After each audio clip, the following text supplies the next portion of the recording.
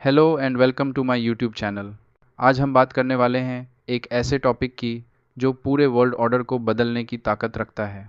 एक ऐसा टॉपिक जिससे जुड़े डिसीजंस आने वाले सालों में ग्लोबल पॉलिटिक्स, इकोनॉमी और सिक्योरिटी सब पर असर डाल सकते हैं। दुनिया का इकोनॉमिक ऑर्डर आज एक बड़े शिफ्ट के एज पर खड़ा है। एक तरफ है वेस्ट, जहां यूएसए और यूरोप ने दशकों से ग्लोबल ट्रेड और फाइनेंस पर मोनोपोली बनाई हुई है, और दूसरी तरफ है ब्रिक्स, एक ग्रुपिंग जो शुरू हुई थी सिंपल कोऑपरेशन से, लेकिन आज ये दुनिया के लिए एक सीरियस ग्लोबल चैलेंज बन चुकी है। अब सबसे बड़ा सवाल यही है, क्या ब्रिक्स सच में यूएस डॉलर को चैलेंज करके डेकेड्स पुरानी ग्लोबल डोमिनेंस को तोड़ पाएगा? और अगर हाँ, तो इसका सीधा इम्पैक्ट इंडिया और बाकी डेवलपिंग कंट्रीज़ पर क्या होगा? आइए इस फैसिनेटिंग जर्नी की शुरुआत करते हैं। सबसे पहले थोड़ी हिस्ट्री को समझते हैं। 2001 में गोल्डमैन सैक्स के इकोनॉमिस्ट जिम ओनील ने एक टर्म कॉइन किया, ब्रिक। ये चार फास्ट ग्रोइंग इकोनॉमीज़ को रिप्रेजेंट करता था: ब्राज़ील, रशिया, इंडिया और चाइना। 2009 में ये ऑफिशियली एक ग्रुपिंग बन गया, और 2010 में साउथ अफ्रीका भी जुड़ गया। तब से इसका नाम हो गया ब्रिक्स। शुरुआत में इसका फोकस था इकोनॉमिक कोऑपरेशन और डेवलपमेंट, लेकिन धीरे धीरे ब्रिक्स एक पॉलिटिकल और स्ट्रैटेजिक ब्लॉक में बदल गया। 2024 में जब नए मेंबर्स जुड़े, सऊदी अरेबिया, यूएई, इजिप्ट और इथियोपिया, तो ब्रिक्स का ग्लोबल वेट और बढ़ गया। अब ब्रिक्स के पास है दुनिया की पॉपुलेशन का 46%, ग्लोबल जीडीपी का लगभग 35% और ऑयल प्रोडक्शन का एक बड़ा हिस्सा, क्योंकि सऊदी अरेबिया, रशिया और यूएई दुनिया के टॉप ऑयल प्रोड्यूसर्स में आते हैं। मतलब सिंपल है, resources plus population plus growth equals to bargaining power. अब समझते हैं असली प्रॉब्लम क्या है। आज दुनिया का लगभग 80% इंटरनेशनल ट्रेड डायरेक्टली या इनडायरेक्टली यूएस डॉलर में होता है। ऑयल खरीदना हो, हाई टेक इंपोर्ट्स लेने हो, सब कुछ डॉलर में सेटल होता है। अब सवाल है, ऐसा क्यों? क्योंकि वर्ल्ड वॉर के बाद 1944 में बना था ब्रेटन वुड्स सिस्टम। इसमें डॉलर को पैक किया गया था गोल्ड से। बाद में गोल्ड स्टैंडर्ड हटा, लेकिन डॉलर की मोनोपोली बरकरार रही। और सिर्फ यही नहीं, आईएमएफ, वर्ल्ड बैंक और स्विफ्ट जैसे ग्लोबल फाइनेंशियल इंस्टीट्यूशंस भी ज़्यादातर वेस्टर्न कंट्रोल में हैं। इसका सीधा इम्पैक्ट ये है कि अमेरिका के पास एक अनफेयर एडवांटेज है। यूएस आसानी से डॉलर प्रिंट करके अपना डेट सेटल कर सकता है, और सैंक्शंस के थ्रू किसी भी कंट्री को ट्रेड सिस्टम से बाहर कर सकता है, जैसे ईरान, रशिया और कई बार चाइना के खिलाफ भी ऐसे अटेम्प्ट्स हुए। तो ब्रिक्स इसी मोनोपोली को तोड़ना चाहता है, लेकिन कैसे? आइए स्टेप बाय स्टेप समझते हैं। पहला, लोकल करेंसी ट्रेड। रशिया और चाइना पहले से ही अपने ट्रेड युआन और रूबल में कर रहे हैं। इंडिया ने भी रशिया से ऑयल खरीदते समय रूपी रूबल मैकेनिज्म डिस्कस किया, और यूएई ने तो इंडिया के साथ रूपी दिरहम सेटलमेंट शुरू भी कर दिया है। दूसरा, न्यू डेवलपमेंट बैंक एनडीबी।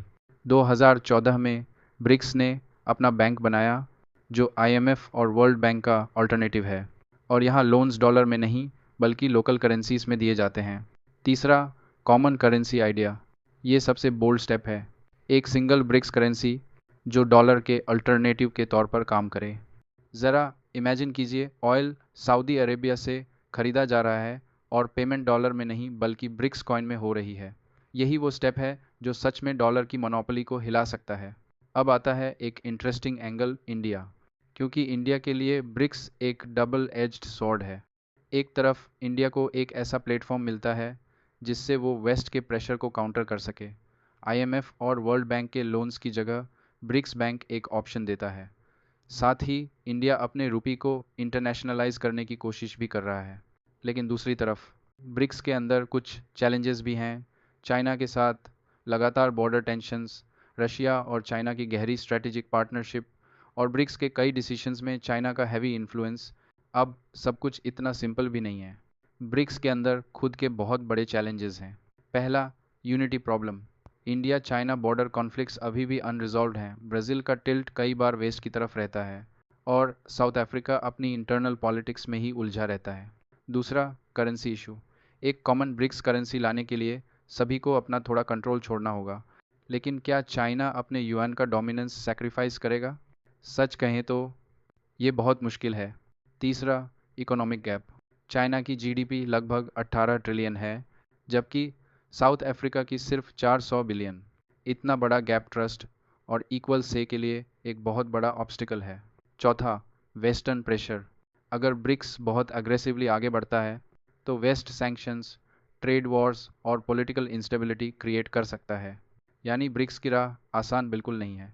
तो अब सबसे बड़ा सवाल यही है, 2025 के बाद क्या होगा? अगर ब्रिक्स एक कॉमन डिजिटल करेंसी लॉन्च करता है जो ऑयल और ग्लोबल ट्रेड में यूज़ हो, तो ये सीधे डॉलर के लिए सबसे बड़ा चैलेंज होगा। भले ही एक कॉमन करेंसी ना आए, लेकिन लोकल करेंसी सेटलमेंट्स लगातार बढ़ेंगे। इंडिया ऑयल रुपी में खरीदेगा, चाइना युआन में ट्रेड करेगा, रशिया रूबल में डील्स करेगा। इससे धीरे धीरे डॉलर की डिमांड कम होती जाएगी। लेकिन अगर इंडिया चाइना टेंशन्स और बढ़ गए, ब्राज़ील ने वेस्ट के साथ अलाइन कर लिया या मिडल ईस्ट में नए कॉन्फ्लिक्ट्स उभर आए, तो ब्रिक्स सिर्फ एक लूज ग्रुपिंग बनकर रह जाएगा। और सबसे लाइकली सिनेरियो यही है कि ब्रिक्स धीरे धीरे एक मल्टीपोलर वर्ल्ड क्रिएट करेगा। मतलब अब दुनिया में एक ही सुपर पावर नहीं रहेगा, बल्कि मल्टीपल पावर सेंटर्स होंगे। यूएस, ब्रिक्स, यूरोप और शायद इंडो पैसिफिक अलायंसेस भी। तो क्या ब्रिक्स 2025 में डॉलर की मोनोपोली तोड़ देगा? इसका जवाब सिंपल नहीं है। डॉलर की डोमिनेंस आज भी स्ट्रांग है, क्योंकि यूएस के पास है मिलिट्री पावर, ग्लोबल ट्रस्ट और डेकेड्स की क्रेडिबिलिटी। लेकिन ब्रिक्स की ग्रोथ और एक्सपेंशन ये साफ दिखा रही है कि दुनिया अब एक नई डायरेक्शन में बढ़ रही है। एक बात बिल्कुल क्लियर है, फ्यूचर होगा मल्टीपोलर, जहां सिर्फ वेस्ट की नहीं बल्कि डेवलपिंग कंट्रीज़ की भी वॉइस सुनी जाएगी। और इस नए ग्लोबल गेम में इंडिया का रोल होगा सबसे क्रूशियल। तो आपको क्या लगता है, क्या ब्रिक्स सच में एक स्ट्रॉन्ग ग्लोबल ब्लॉक बन पाएगा, या फिर ये सिर्फ एक पॉलिटिकल शोपीस बनकर रह जाएगा? अपने ओपिनियन कमेंट्स में ज़रूर बताइए। तो आते हैं नेक्स्ट वीडियो में एक नए टॉपिक के साथ। तब तक के लिए जय हिंद, जय भारत।